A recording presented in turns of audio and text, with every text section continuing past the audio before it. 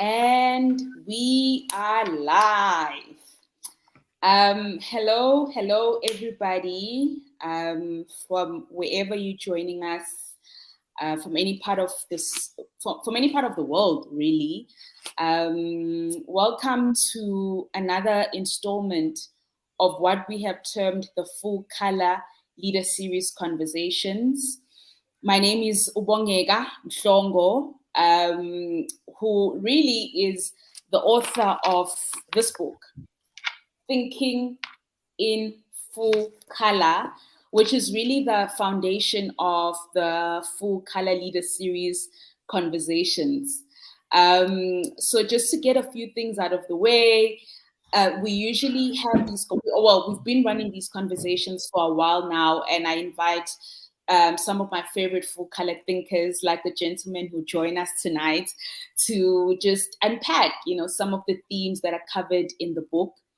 And today's conversation, though, is a little bit different, but we'll get to that. We will also share at the end of this broadcast, just before we end, how, if you want to get a copy of Thinking in Full Color, how you can do that.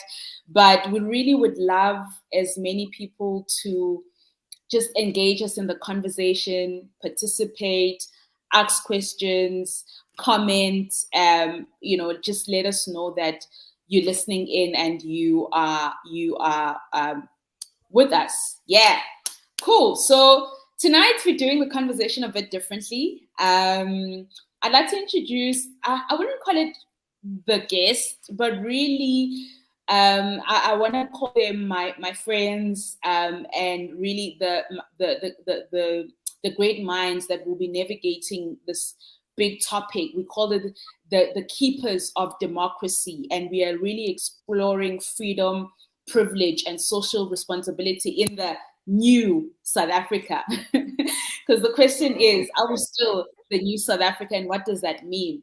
But joining me today in the installment is, I have my brother, Nhlanhla Mhlongo. Nhlanhla, you can just wave to the people. Right. Who I think, really has been one of my thinking spaces. I mean, I've known him ever since I've been alive on planet Earth. He's my older brother. But more than that, my brother is also a human rights specialist. So, he will bring a perspective around the law, the constitution, around what that still means for us as we call ourselves a democratic nation. And then we also have a phenomenal young man, Siyamthanda Goba, who's also a human rights activist in his own right, and just so deeply passionate about issues that affect young South Africans. And very interestingly, in 1994, which is what 27 April 1994. I don't think he was born. No, he definitely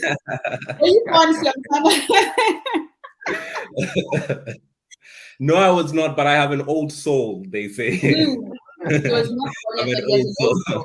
So we'll hear from him. His perspective around democracy and freedom. So to those who are just joining us and maybe who don't know what we call Freedom Day. So today in South Africa is the 27th of April, 2023, and it's a public holiday. And we are celebrating what we call Freedom Day. So really, Freedom Day is the day that millions of South Africans from every race, culture, gender, of those who were of legal age, were in the first time in the history of our country, were allowed to vote and elect a government of the majority, a government of the people. As you know, those who know or a bit about the country, we had gone through a very challenging period, or a very challenging rule of law, which was the apartheid, and prior to that, we've experienced colonization. The 27th of April marked the day where we became a democratic nation. Now, we want to unpack that, but today, thankfully, I'm not the one facilitating this conversation. I'm handing it over to Siyamthanda, who was not born in 1994. Born, but I was 5 years old, so not that I knew much of what was happening anyway. But it will be interesting to really hear a perspective and be guided by a young person who's now, I guess, in many ways experiencing this post-apartheid South Africa, post-1994 South Africa, and what does that mean? So I hand over to you, Siyamthanda, today. Let's help us navigate this conversation tonight. Yeah, well, good evening, everyone. Firstly, I just want to start by thanking you, Bongi, for allowing me to, I think, captain your ship today. I hope I really do it the justice that the seat, is deserving of. It has now required me to pull out my Nolene hat. I don't know if you guys remember, oh, Mam Nolene Maholwana Sang. Yes, Maholwana Sang. Yes. Yeah. It was a very great conversation facilitator, and I hope to do that today. I really, really hope that everyone who's watching this interaction just gets to leave with, a gravitational amount of knowledge and experiences the nuance, of perspective, which will be offered by everyone who is here for the discussion today. Okay. Yeah. So to sort of begin our discussion, I'm going to start off with two very important readings, which I think speak to the core of this very conversation. I'm going to share those readings with you and people who are with us today. And then from then on, we were just going to sort of gravitate or levitate into the conversation, okay? Yeah. All right. So the first reading is from the preamble of South Africa. I just took a small portion there, which I think was very relevant to our conversation. And it reads, open quote, "We therefore, through our freely elected representatives, adopt this constitution as the supreme law of the Republic to lay the foundation for a democratic and open society in which government is based on the will of the people and every citizen is equally protected by the law. To improve the quality of life of all citizens and free the potential of each person." And then a second reading, the second reading, again, also stems from the South African Constitution. And this is one which I think we're going to be placing a lot of our discussion or centering a lot of our discussion around today. This is section 39 of the Constitution. This is found in chapter 2, which is obviously the Bill of Rights. And it reads, "The Bill of Rights does not deny the existence of any other rights or freedom that are recognized or conferred by common law, customary law, or legislation, to the extent that they are consistent with the bill." Close quote. So with those particular readings having been mentioned, I recently was conducting a study for a paper that I was writing. And I came across a study which was done by the World Bank relative to the Human Development Index. And it sort of showed that in 2021, the South African Human Development Index was suggested to be at 0.713, which in simple layman's terms would then mean that a South African child born today would expect to achieve at least, or would be expected to achieve at least 70% or 71%, pardon me, of their potential. So that is what I want us to begin this conversation with. Is this a true reflection of the opportunities which are offered to ordinary South Africans today?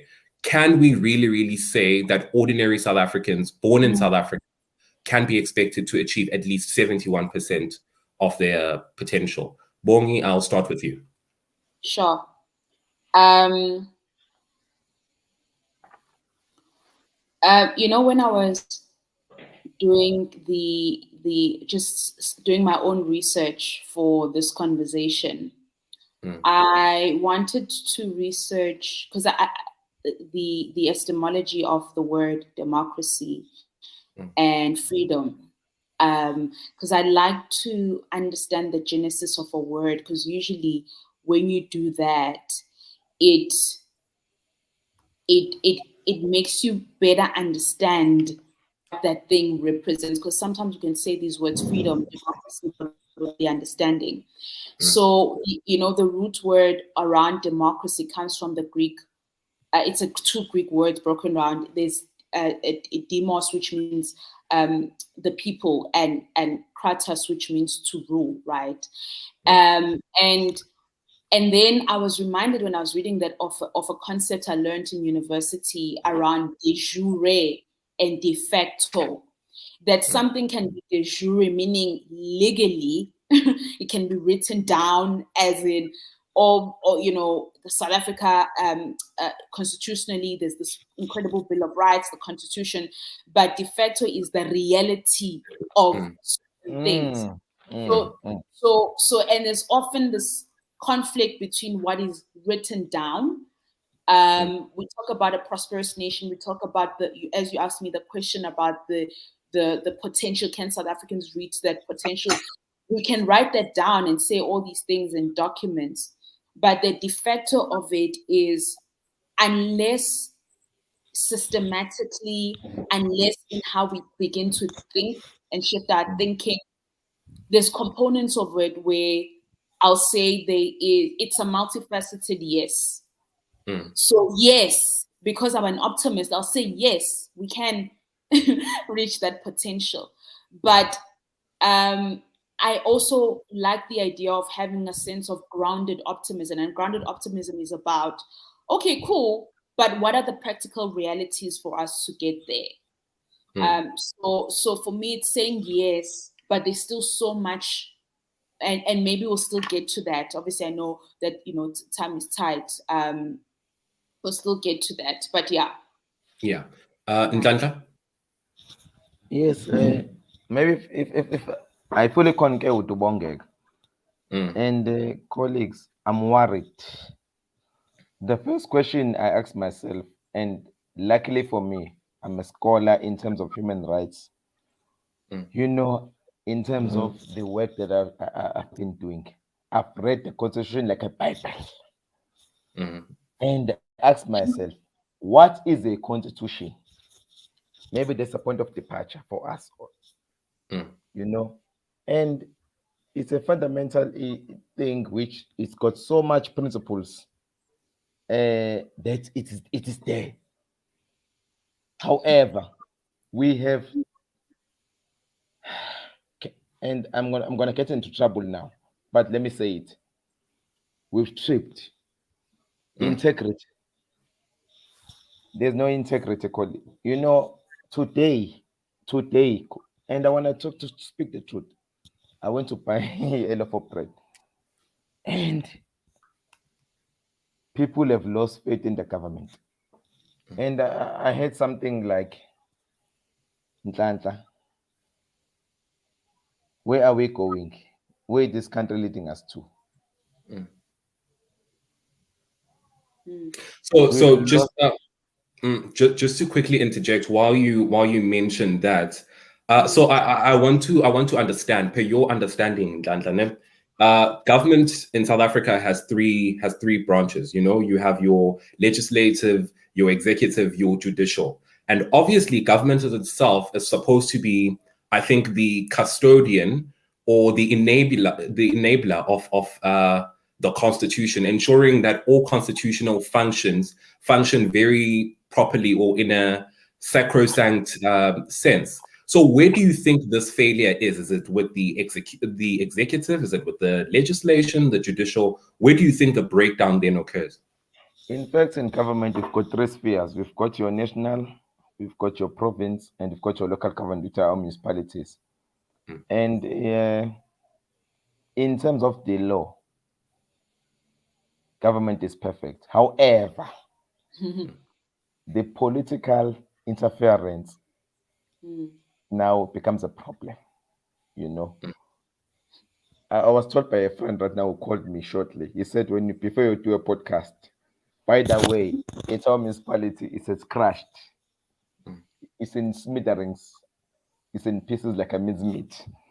And I asked, why? He said to me, the mayor lost the mandate. Now, it's Freedom Day. And I'm saying, I'm worried. The integrity of these institutions is coming down to the ground. Also, Siyamthanda and Bongeka, widespread greed is also an issue. And I don't know how, and it undermines even our democracy. Because now, if a person is holding a mandate of the EFF, God forbid, I'm not saying the EFF is bad or the ANC is bad. I'm saying people are holding the wrong mandate. However, the people at the ground level are suffering. We've got a lack of accountability. For example, in some of these municipalities, the budget is there. It's so sad that I sit in some of these meetings, I see the budget. However, the lack of accountability, and we say it's Freedom Day. And colleagues, I don't know if I can share this example of today. Today is Freedom Day, the 27th of May. I was with the chairperson of Abahlali Basemjondolo. And she said to me, Mhlongo, there's nothing to celebrate because your NC has let us down. And it's painful. I'm not saying that I'm NC, I'm not saying that I'm any political party. I'm saying guys who fought for freedom were fighting for political stability. However, we find ourselves in this domain of instability, and we do not know where this country is going.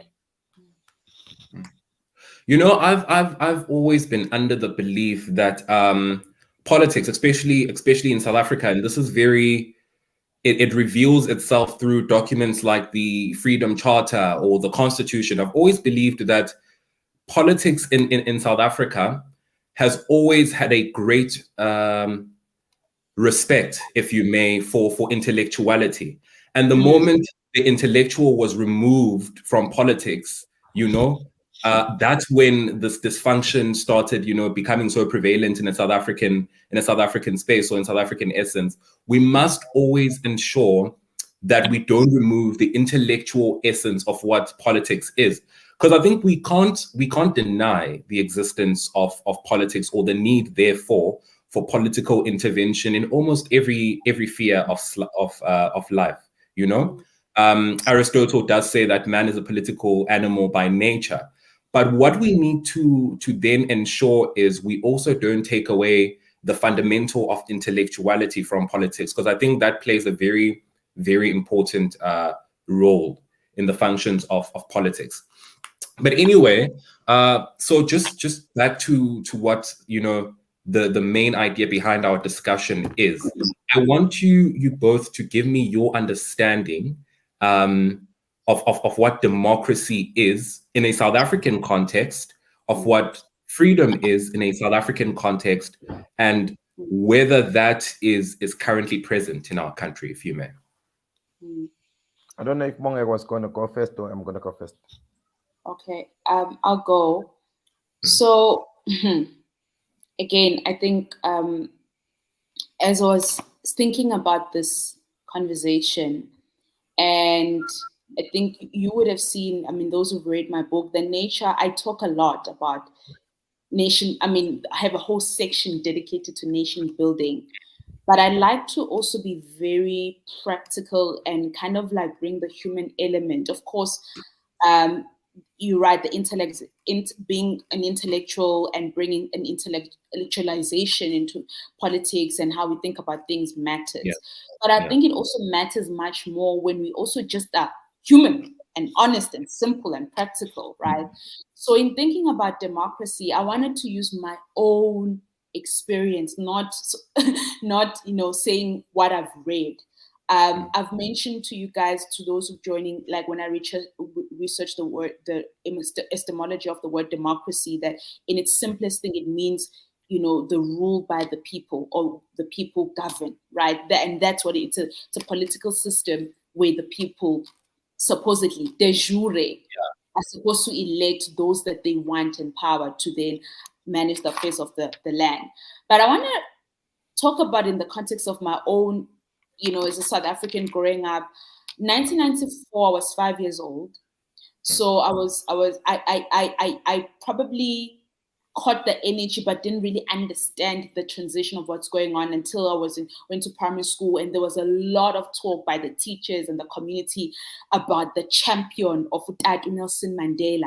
So in the early years, 1995, 6, 7, 8, there was this sense of optimism in our nation. So as a child, this thing of, we are a rainbow nation, and our teachers will be telling us about the greatness of Nelson Mandela and the freedom fighters and the ANC, right? So how I understood democracy then was just, hey, we have this great government that our elders have voted for now, and apartheid was bad. How I thought apartheid was bad, the National Party was bad, ANC good. That was my understanding of democracy. And then over the years, as I grew and I went to university and I studied a social science degree in industrial psychology and labor studies and socioeconomic politics, I began to have additional language and vocabulary, being exposed to the works of Karl Marx and all those guys that now broadens your other factors that come with democracy, the economic aspects of it, and beginning to also hear the beginning frustrations of people to say, how we thought by now we'd have jobs, we thought by now we'll have a free education, we thought by now, but still people will be like, but we're still hopeful. I will still vote for the ANC. There was a time where people were like, no, but we'll still vote. And in 2023, this morning when I woke up, I remember there was all of us would write on us. Nyakumbula, there was a time, do you remember? Everybody would say, Happy Freedom Day, happy. And there wasn't any time Happy Freedom Day. But this morning I was anxious and I checked other people's statuses and no one. I didn't see anyone who wrote Happy Freedom. So I wrote it. So I just think in wrapping up, but I wrote it because I still believe in what it represents. And for me, to summarize, Siyamthanda, democracy is an evolving concept now for me. So, and that's why I tell the story in that way, where it's become an evolution of my own understanding. And I do think that sitting with the concept of democracy in 2023, the dissatisfaction with obviously the government and where we find ourselves in. But I also think, and I talk a lot about my book, there is a component of democracy where we need to look at ourselves and ask whether we are participating in shaping this nation to truly be a democratic state. And I think freedom is, there's in the Bill of Rights, I talk about freedom of expression. The fact that we can create platforms and share ideas, we are exercising that right. But for me, these concepts have become, maybe it's also because of how I see the world, I'm in evolution. And I think many South Africans are reconfiguring themselves to this understanding of, okay, cool, what does democracy mean? Because maybe they thought democracy means government making us happy, government doing everything that we want. Of course, there's a big component of that. But I think we're in a time of reconfiguring and asking ourselves, what does democracy mean for us? And for me, I'm in evolution around how I think about that. All right. So just before I quickly come to you, Nhlanhla, I just then want to understand, Bongeka. Do you think that the inefficiency, if you may, or lack thereof of provision for basic human rights and basic needs of South Africans has somehow affected the nationalist identity of ordinary South Africans? And I'd like to sort of limit this to the majority or the indigent. Do you think that because there have been these inadequacies in provision for basic needs and basic rights, people no longer hold the idea of being a South African, which is with as much reverence as they used to, as they did when they voted for the first democratic South Africa in 1994? Without trying to speak, because I think it's also dangerous to speak for the nation, or I'll speak in terms of the observations and the conversations that are happening on different platforms. I think yes. I think the ideology and the mindset that we entered the country in 1994 was that of a rainbow nation. And I think what I mean, if we've all read history books, that talk about many of us. I know I wasn't born during apartheid, right? So I don't understand the implications of what really happened. But what I know of it is from my parents and other people who lived through it and what I've read. But I do think that in 1994 there was a new narrative that was written about this new South Africa. And I think what was sold then was almost this thing. And also, sorry, Siyamthanda, without turning to take, because this conversation is layered. I think if you think about it, when we think of the concept of democracy also and the new South African freedom, I always think that our people, the issue was never segregation. I don't think so much in terms of race. I think I want to argue this. I think if the apartheid government had made sure that said, okay, cool, Black people live in your own towns, white people, colored people, Indian people, but that all of us were balling, all of us had access to great education, lived in great homes, and, we were thriving, I think we would have been okay. I think the issue was never that. The issue was the dehumanization of people who were not white, and the squashing into townships, the taking away of our land, and inadequate health systems and education, right? So I think when we came now into 1994, there was almost this new narrative of, we're now going to have the good things that were previously reserved for our white brothers and sisters. So I think because many people didn't experience that. I mean, my brother will tell, in December, we were at my grandmother's house. In 2022, they still don't have a proper flush toilet. And so many other people experience that in many parts of this country. So yes, I think those basic services have made people really question what is democracy, and the many things around corruption and the collapse of so many states. That is a very long discussion. I think we'd need like 5 hours to go into that one. So I'm just going to quickly take Nhlanhla and have him just give us his view and an idealization of democracy and freedom for South Africans. Yes, Chairperson, thanks for the opportunity. And I think I fully concur with well, this is not a biased platform. Bongeka is my sister. However, hey, I'm starting to question this. I've been hearing a lot of concurring. I want to say this. Mr. Goba, this country is plagued with corruption. It's disappointing. I remember I was at another meeting online with some of the colleagues from Saudi Arabia, and they said to me, but your country is going down the drain. And I was like, no. And they said the corruption. Subsequently, we'll deal with it. However, poverty, it undermines us. Unemployment, load shedding. We've got a minister who's dancing. I've got a video which I've seen 25 minutes ago. He's dancing in Soweto. There's no lights. However, we are trying to rekindle this country, and the list is endless. And I'm worried. We have these conversations, and they are for the better good of this country.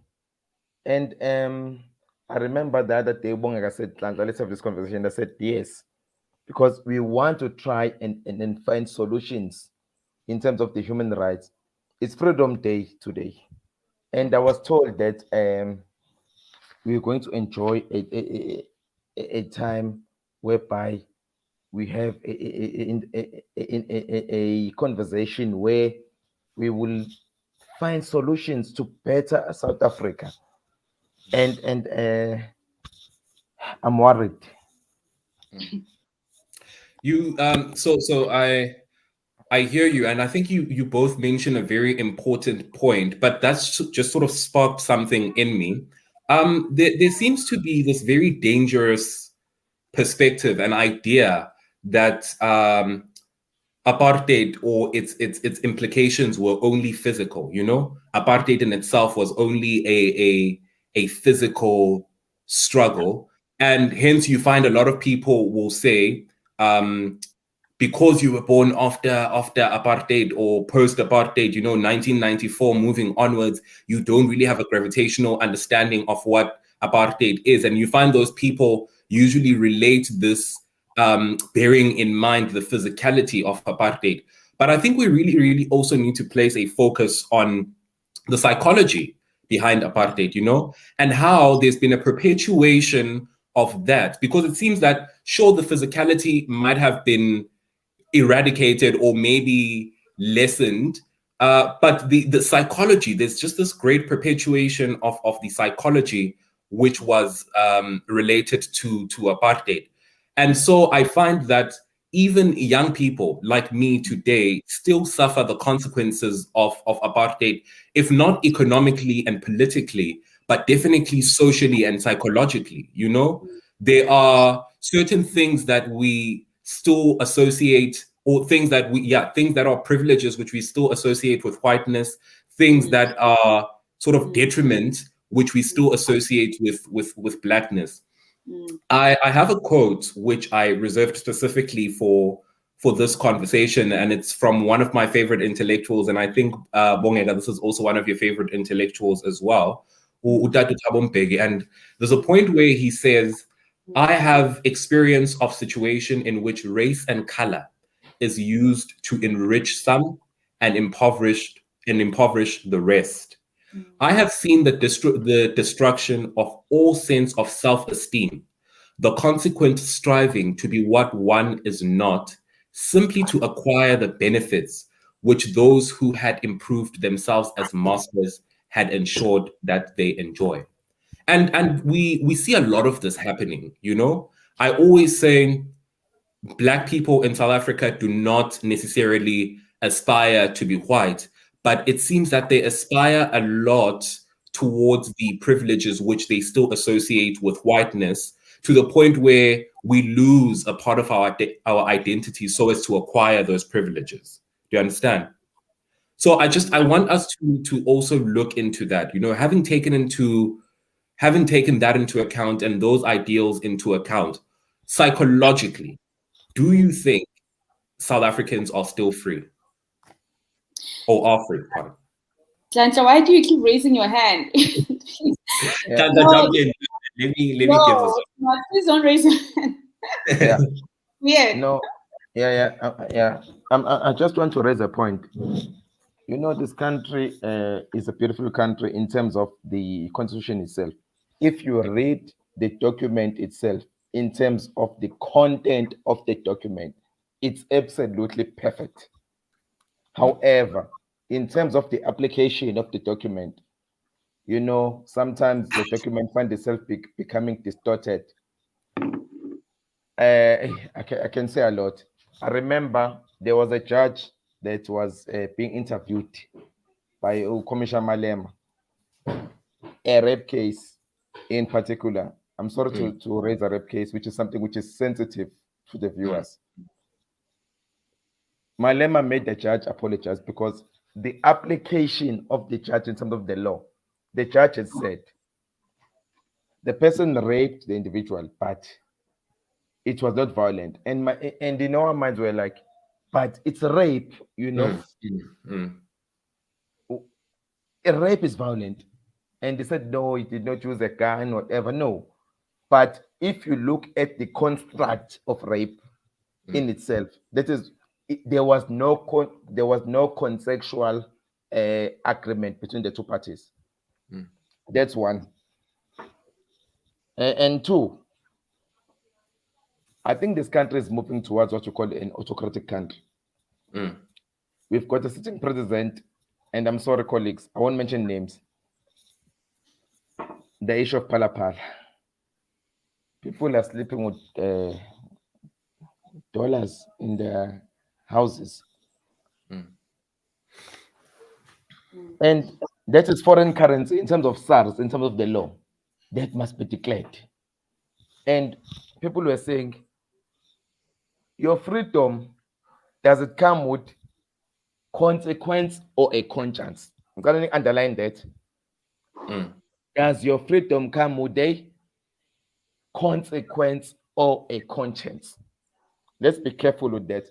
And it reminds me of a book that we are all, I don't know if you guys read, I know my sister reads, and I know Mr. Goba, you read, I don't know if viewers, Animal Farm by George Orwell. I wish to stop there. Okay. My brother. Yeah. So I do want to jump in here around the psychological impact because, again, I think I consider myself a representative of the people in terms of being able to transform complex thoughts into something that everyone can understand. As a communicator, that's my job, that's my passion. So to your question around, the points here you made around the assumption that when you did not exist in the apartheid period, you don't necessarily carry the major implications of it, but we do, because they do get transferred down from generation to generation psychologically. Right. I'll give an example. I was talking to a colleague of mine, and I was saying I consider English as much my language as I consider isiZulu, and they're like, "What? How can you say that?" But Zulu. And I said, you know what? We all. And people can attack me for this, but I think we all, not okay, maybe all is an exaggeration. Whether we like it or not, I think psychologically we all consider English our language. I'll tell you why. If I ask any of my friends, would you date somebody or marry somebody who cannot speak English properly? None of them would.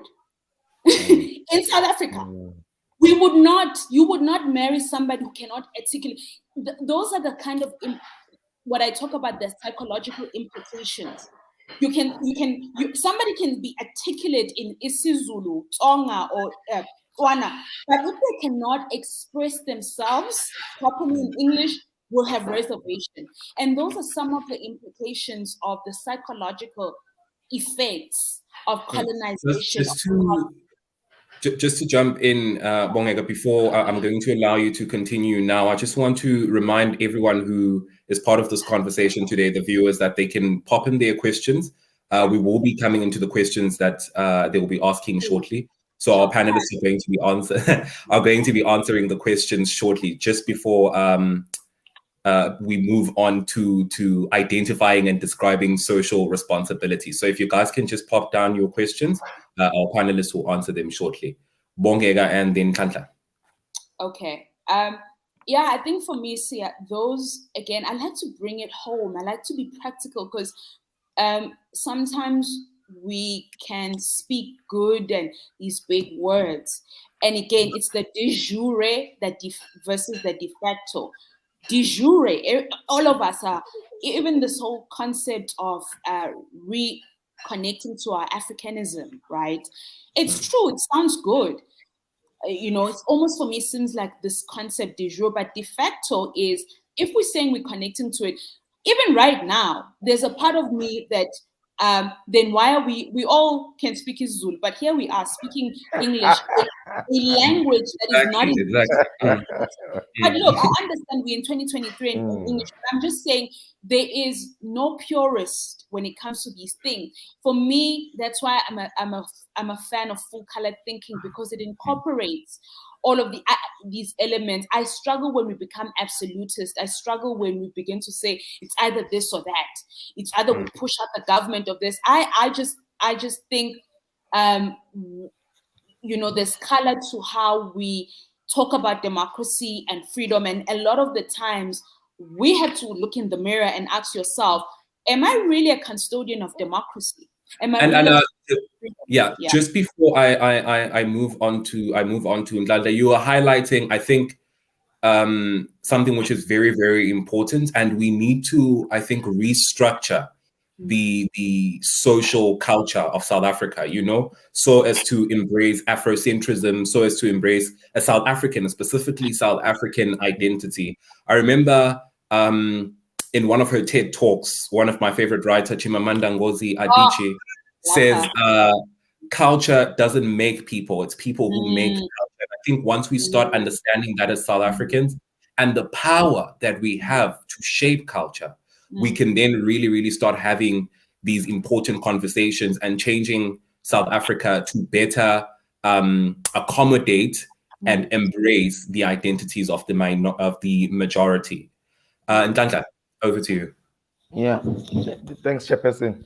I think as a country now we're in trouble a bit. I don't know to sound funny, but I think if you're looking at the situation right now, it's like the president is crippled. I'm sorry to use that word.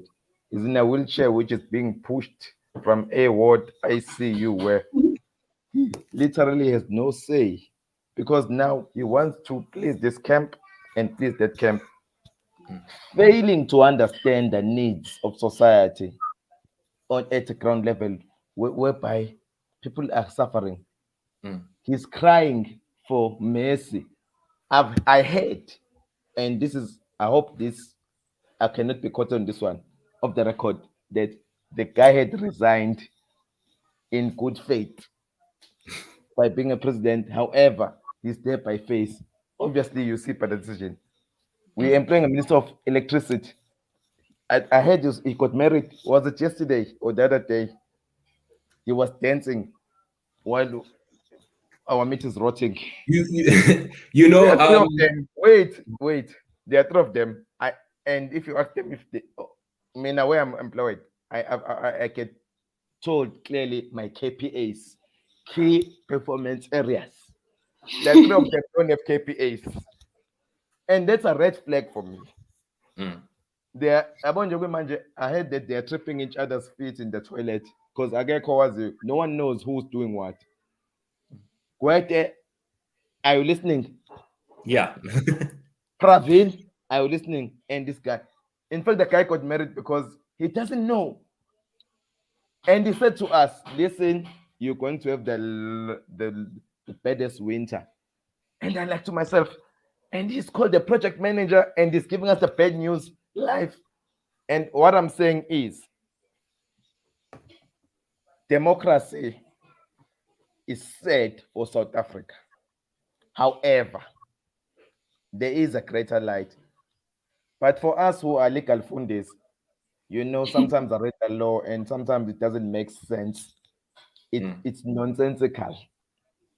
September, okay. I don't know. So we made, yes, because we're not going to get a chance to, I think, fully pass the the concept of social responsibility. I just want you both to quickly before we move on to questions, touch on this idea for me. I think one of the reasons we have a democratic South Africa right now, and I think we can all agree on this, is because of the active role that the people played in ensuring that South Africa became right now. Apartheid could only sustain itself so far until it had to start listening to the voices of the majority, until the majority started saying, you know what, we are now going to stand up and take accountability for what we want to see.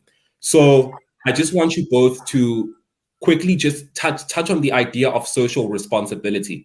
You speak on the idea of South Africa being like a patient that is being moved from one ward to the next. But really, when you look at the whole idea of a democratic government, the people who are representing us are supposed to be there representing our ideals, representing, or they're performing on a mandate which they receive from the people.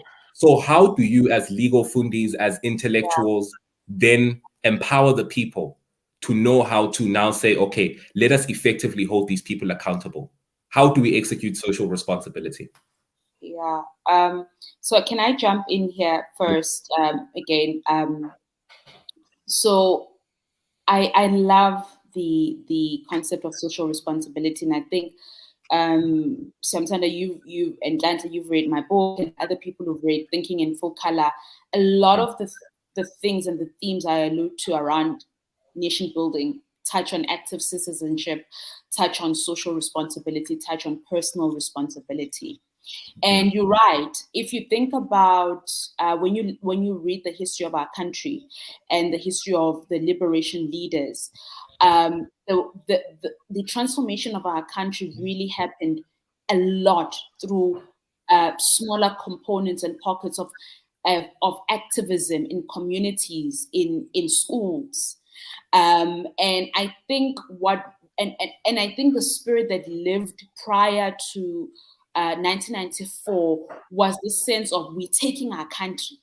And we had incredible leadership, whether it was via the ANC, the PAC, the Communist Party, or these different parties who created an ideology around liberty and freedom, and that South Africa belongs to all who live in it, and people actively in different demonstrations, in different ways, participated.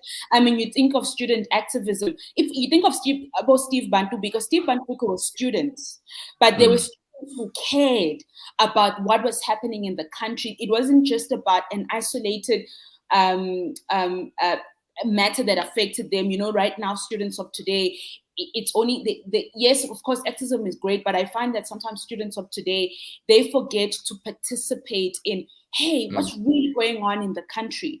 And I think social responsibility and active citizenship, for me, those are so critical in terms of how we get involved in our country. That's as simple as, here it is. One of the things in our Bill of Rights is freedom of expression, the freedom to create ideas that are going to shape this culture.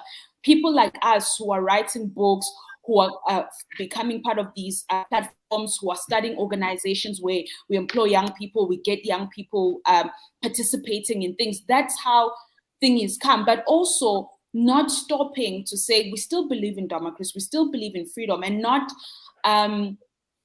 sitting on our roles. But even in the smallest ways, I often find that we like to talk, and I've seen in spaces, people like to talk about Mandela united all of us when it suits them as an ideological thing, but not caring about my grandmother and many grandmothers who still don't have proper electricity.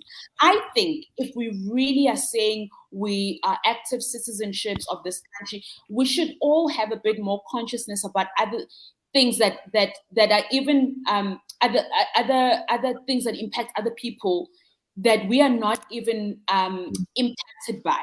But you know, while you speak on that, Bongi, a quick analogy comes to mind of the idea which you're sort of highlighting. So a few days ago, I'm having a coffee with a friend of mine, and I would like to believe that we were the friend and I are relatively privileged people in the sense that there are many people who don't have the privileges which we possess, and so we're speaking with the friend, and I asked the friend, what organizations do you support? What are your organizations? and this is not political. I was just asking, what social organizations do you support? And the friend looked at me as if I'd just asked the most offensive thing. But I think it brought to me a very, gravitational realization of these are the conversations that we don't have in our social settings with our friends, with our families. So as to say, what are you doing to ensure that someone else who is not even relative to you is having their quality of life improved? If we are able to buy chai teas, what are we doing to ensure that other kids or other women or other men who need social assistance are receiving the help that they need? Can I jump in here? Sorry, Nhlanhla, to thingy before I check. As you said that, I'm triggered by, again, I like to bring things to the basic. In one of the essays, I talk about domestic workers. That's even a form of active social responsibility. How many of us, a lot of us have domestic workers, but now I can bet you a lot of people don't know what's the minimum wage. Minimum wage, exactly. That a domestic worker should actually, that's the kind of social responsibility that I'm talking that we should be participating in, where if you're going to employ a domestic worker, Google, research, what's the minimum wage? I can tell you now, so many people are saying they enter the government, but even in their own small spaces, they're still not paying the domestic workers or the gardeners or the blue collar. I don't like the term blue collar, but you get what you mean. The minimum wage. We don't even do that. We don't even know the Constitution enough. We don't even know our rights enough. So even that, knowing our, the different components of the law. Sorry, Nhlanhla, yes, you can jump in. Yeah. So what I'm going to do, Nhlanhla, because we're pressed for time, at the end where we sort of have to do our final submissions, or just the messages which we'd like to relate, I'm going to give you more time to sort of expand and perhaps just include your perspective on what social responsibility is. What I want to quickly do now is I want to take at least 2 questions from some of the people who are listening to us today. So Bongeka, I'm going to hand it over to you if you can just maybe share a few questions with us. Okay, I see there is a question here. Time has gone. Wow. So the question is, what is the balance we need to strike between talking about our issues and taking accountability as active citizens to be the change? Freedom Day was active citizenship. People went to physically vote. Have we also gotten caught up in our own party? And have we forgotten that the government works for us and we are the change we've been waiting for? So maybe I'll hand it to Nhlanhla because he wanted an opportunity. So Nhlanhla, the question is, what is the balance we need to strike between talking about our issues and taking accountability as active citizens to be the change? So it filters into the whole idea of social responsibility, so you can just sort of pick up from there. Yes, colleagues, I must say this. This is a bit of a difficult question, but and we must be mindful that as a country, we are suffering from a government which is now posing to be autocratic in its nature. And I'm worried. I'm glad about the person who asked this question, because we've got a government whereby we've got a sitting president who does not want to be accountable to anything. If you remember, there's a letter which was written by a former president, Babu Thabo Mbeki, with issues in terms of, we've dealt with the Msholozi of the issue of Nhlanhla, but now there's an issue which is sitting of dollars and so forth, and which is not being dealt with, which he sent to Paul Mashatile, and subsequently none of us here know the outcome. I'm a bit worried about that, because we say that we are a democratic country, we've got a constitution, and now why don't we know about that, those developments?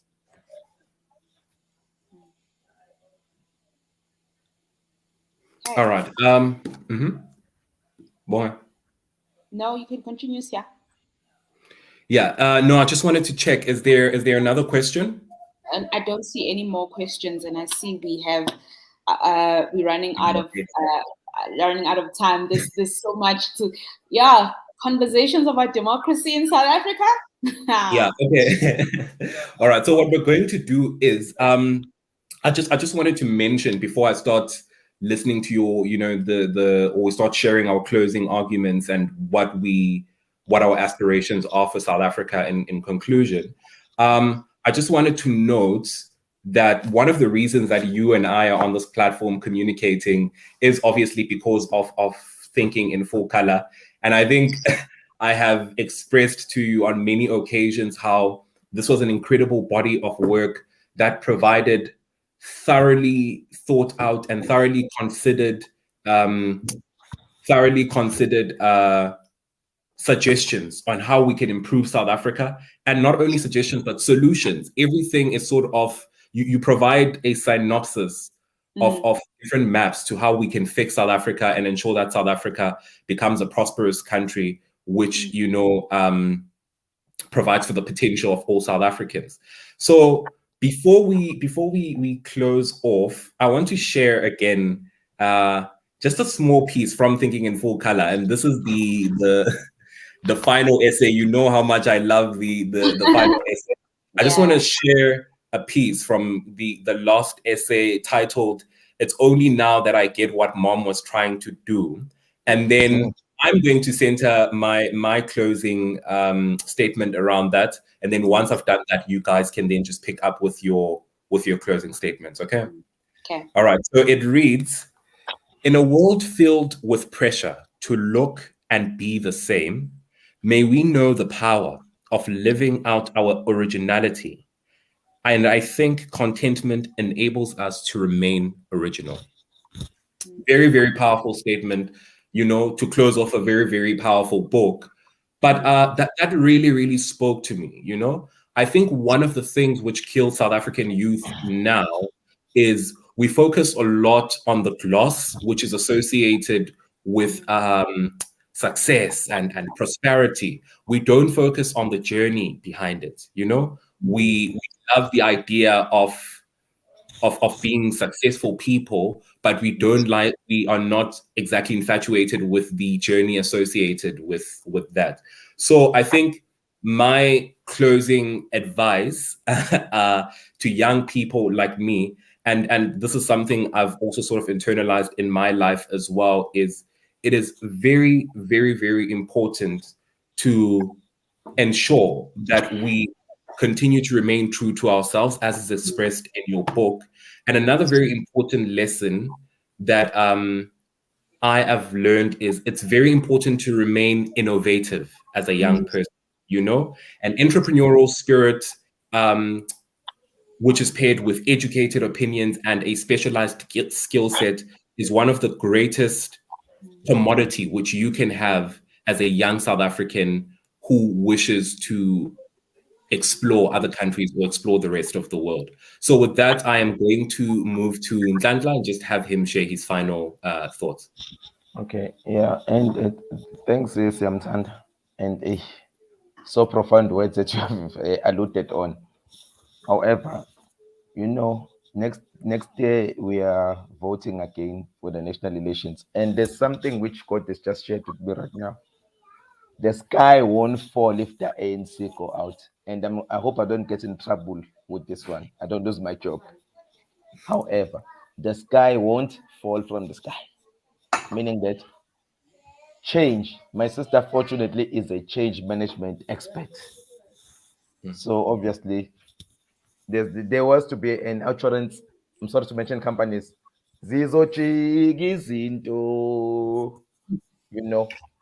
We need change. I was very embarrassed as I spoke earlier on when I met a lady from Abahlalo Semjondele chairperson who said, "Your government is bringing us to the drain." Yeah, I won't mention which institution I work for, but I'm saying I'm in local government, and the individual in question saw me and said to me, "Your government led by a certain political party." I won't mention the name here. I'm not a brand manager. I'm not a promotions manager, so I will not mention names and promote those. I was very disturbed. So I'm saying the sky won't change to green or yellow. Next year, people need to vote not with their hearts but with their brains, because that's another thing. We've been indoctrinated with philosophy that if a certain political party goes out of power, the apartheid will come back. How ridiculous is that? But I'm saying, Okay. yeah. Thank you, Chairperson. Yeah. All right, Bongeka, your final thought? There's a Latin saying which goes "Num quem spemamite," and what that means really is never lose hope. And sometimes you have to say something that's been heard in a language that people have not heard, but re-energize the spirit of it. So my concluding thing is, I know that things are tough. I know that we are in a very critical moment in our history, in our country as we head to the 2024 elections. But if we look at the history of our country, of many nations in our continent, even in the world, one of the things that have enabled nations to build from zero was a sense of hope and optimism. And if we are saying we want to reimagine a new South Africa, cynicalism will not allow us to do that. I know other people are rolling their eyes, but I really believe in the concept of hope, that let that somehow be a torch in which we continue to hold on to Because if hope dies, it means that we can't even reimagine a different kind of South Africa. So numquem spema mite, never lose hope. And I think I don't want to say to people what they need to do. I know I'm voting in 2024, and I think that's part of the responsible things to do. But I also know I'm actively engaging in terms of being one of the contributors of making this nation great and this continent great. So I live with that. All right. Okay, so I think that's everything from our side. I think all three of us can agree that this is one of those conversations that can just go on. If it were possible, we'd add another hour. But we, again, I think just want to thank everyone who was part of this conversation today. And we hope you take this conversation and you go with it into your living rooms, into your kitchens, you know, into your social circles, and you have the important conversations which we as South Africans really, really all need to be having. Bongeka, thank you for allowing me to captain your ship. I hope I did it justice as I had wished to. So I'm just going to hand over to you, and all the best, man, to everyone, really. Wow, phenomenal, Sia. I think, you know, as a young person, and though I'm a couple of years older than you, as you know, just I'm so deeply impressed and so hopeful about the future of our country when I hear and listen to you speak. So in closing off, guys, to those, thank you so much. Firstly, to everyone who's joined us, and to the people who will listen to this recording post the session. If you want to get a copy of the book, Thinking in Full Color, which is the foundation of this platform, to our brothers and sisters outside of South Africa, you can get a copy. Anyway, any part of this world, go to Amazon, look for Thinking in Full Color. You can find it as an ebook, as a black and white book, as a color book. In South Africa, you can find it on the Pen the Vision website or the Alka Bulan platform. So yeah, reach out to us on social media. Let's continue the conversation. Be blessed. And yeah, to the South Africans, enjoy what is left of Freedom Day. Siyabonga. Thank you so much. Bye. Thank you very much.